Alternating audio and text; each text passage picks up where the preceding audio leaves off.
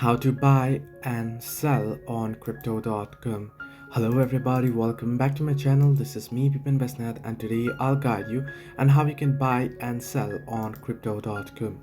Now the process itself is quite simple. Now once you open up your crypto.com application, or once you head into crypto.com, you'll be able to see various cryptocurrencies there. You can either search for the particular crypto that you want, or you can either go to it through your crypto wallet if you have any.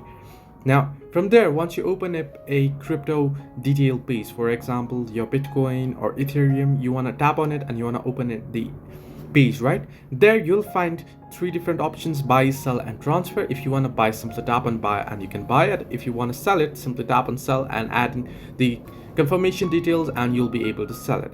So you'll get it under the crypto detail page. You want to simply select buy or sell from there. So this way you can buy and sell on crypto.com. Hope this helped you. Do like and subscribe, and do not forget to leave a comment down below if you have any further issues.